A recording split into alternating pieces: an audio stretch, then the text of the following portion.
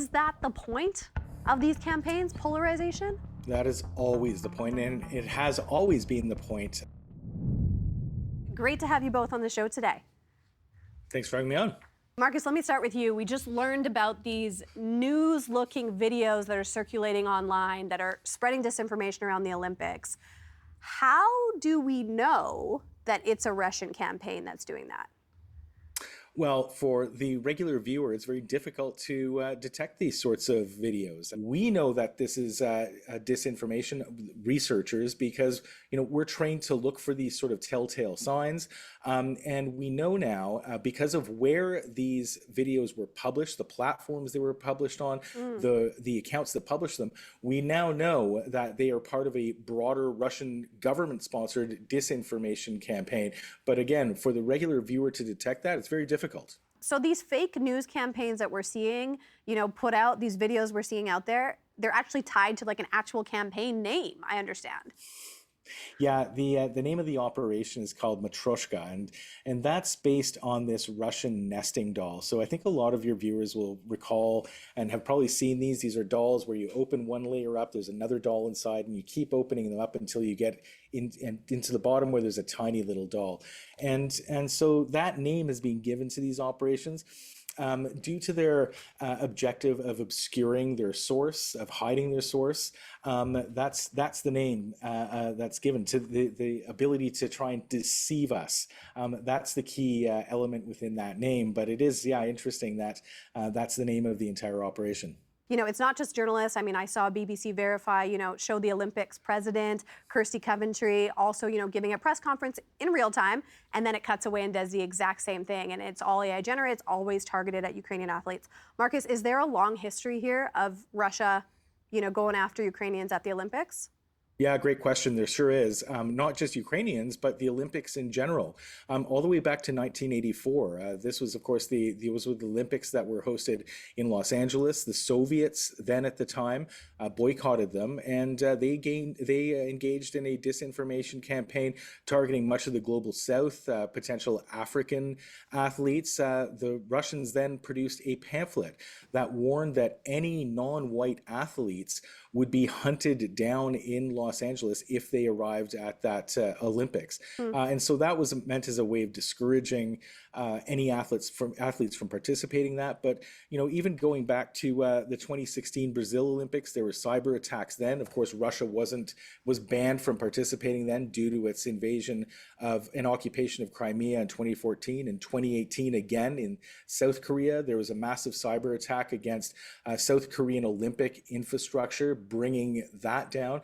And in Paris in 2024, there were a number of deep fakes that emerged. There was one video of President Macron basically singing, encouraging people to urinate in the Seine, the river that runs through Paris. And there was actually a series that was produced by the same group that has produced the current deep fakes targeting Ukrainian athletes. It was a series that was made to look like it was produced on Netflix, on Prime Video. One of these videos had the voice of Tom Cruise narrating the video, basically blaming the Olympic Committee of corruption. And another one where Elon Musk was narrating, complaining that Belarusian and Russian athletes were being discriminated against. So we've seen this a lot over multiple Olympics, and especially those that Russia has not been involved in. Yeah, no, I think a lot of people see sports as existing outside of politics. What is the connection between the two? Yeah, I think that the connection to sports and politics with Russia is quite strong. I think that we've seen sports used very effectively by Russia and the Soviet Union to kind of connect to nation building and this idea of national excellence. And we saw that with hockey in the past. And generally, I think sports connects well for nationalism and building up national identity through the performance of a sports team or athlete in a country being a symbol of national excellence. But I think that the introduction of these kind of misinformation campaigns at these Olympics while Russia has not been participating is an interesting development in how they are using these international sporting competitions to their own benefit, even when they're not able to participate. And they've been very much targeting Ukrainian athletes and then stories about that. And it's definitely, I think, an evolution in how they are using sporting events, even when they can't participate. Do the disinformation campaigns we're seeing actually work? And how do you know that they're working? Well, look, we don't know the exact impact of any of these disinformation campaigns unless they start emerging in mainstream media, if they're amplified by celebrities and such. And we haven't seen too much of that during the Olympics. What we have seen in terms of numbers is the impact, the number of views that some of this content has had. We talked about this deepfake video from the CBC with Adrian Arsenault. That piece of content posted to Telegram, which is of course Russian owned, that piece of content was viewed nearly 500,000 times. And so that's a lot of eyeballs. It doesn't mean that it's having serious impact. It is just a number. We don't know who was viewing that content.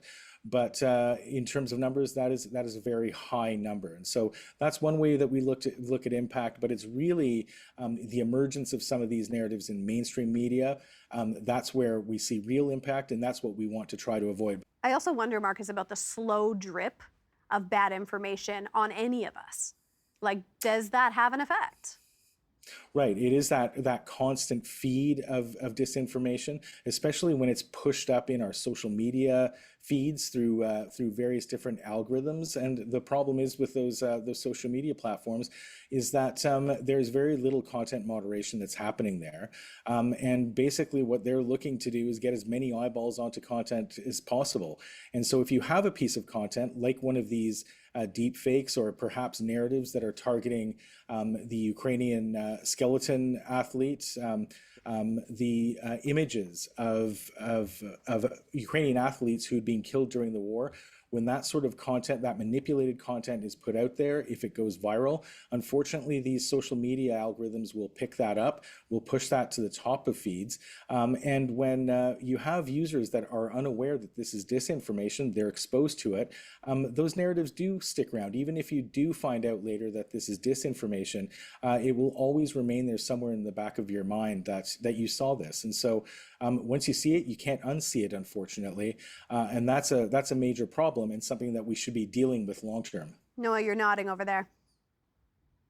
Yeah, I think that the kind of prominence of these sporting events really offers an opportunity for these messages to be really like strong and kind of received in a moment where people are looking for information about these events and what's going on, and they tend to take over kind of the news cycle while they're happening. And I think that they offer a really kind of strong place to look for this misinformation, to target for it, and a really captive audience for it as well. When you add in also the kind of emotionally charged nature of sport and competition, I think that adds even another layer past the kind of popularity of these events that can be really potent for misinformation, especially when these events often do kind of connect to ideas of national kind of strength through competition. They can be really, really captive audiences for this kind of misinformation and kind of leading to people kind of reaching maybe the wrong conclusions on political issues. How much, Noah, can disinfo actually sway public opinion? Yeah, I think that the use of these kind of targeted, deepfake kind of campaigns that are centering on these events can be very powerful in terms of how people think about political issues, because I think that sport and other entertainment platforms offer an opportunity for people to be exposed to political information or misinformation who might be or otherwise avoiding it, and they're not expecting to see it in that context, but it can they can be met where they're kind of more often consuming things, and that can lead to that kind of political information being spread to them, and it can be quite powerful because it's not something that they're maybe thinking about as often, but they see it in these moments and about things they care about, and it can have a really strong impact on people's political opinions. Marcus, I wonder about polarization, about these types of videos, pulling us apart. Is that the point? That is always the point, and it has always been the point of Russian disinformation campaigns. That's one of the primary objectives, is to inject information into our information environments that exploit some of the most sensitive issues in society. And that includes, the Olympics. You mentioned the heightened emotions around them. They know this and they exploit that. And so a lot of the content that we do see is intended to basically speak to both sides of any sort of issue, and it's intended to tear us apart, to break down the trust that we have in each other, and ultimately the cohesion that we have in society. So any opportunity that does arise, we know that the Russians will exploit that with information operations. I'm thinking about the World Cup. It's coming to our backyard, and I'm wondering about what we should be watching for going forward. Noah, let me start with you.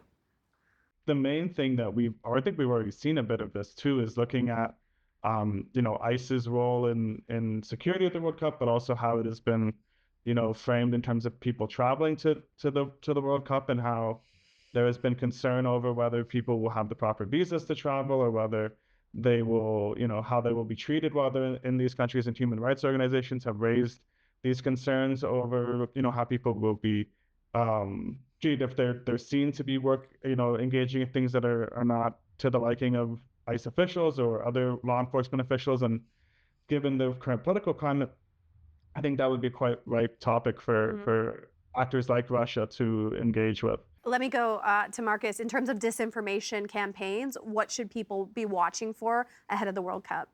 I think that we should definitely be seeing or be prepared for any sort of disinformation that targets the domestic situation in the United States. I think it would be, we would absolutely anticipate that Russia would be trying to inject those sorts of narratives into the global information space, and also about any specific nations that might be competing in the tournament that it has any sort of potential issues with, trying to discredit them, trying to discredit certainly Ukraine.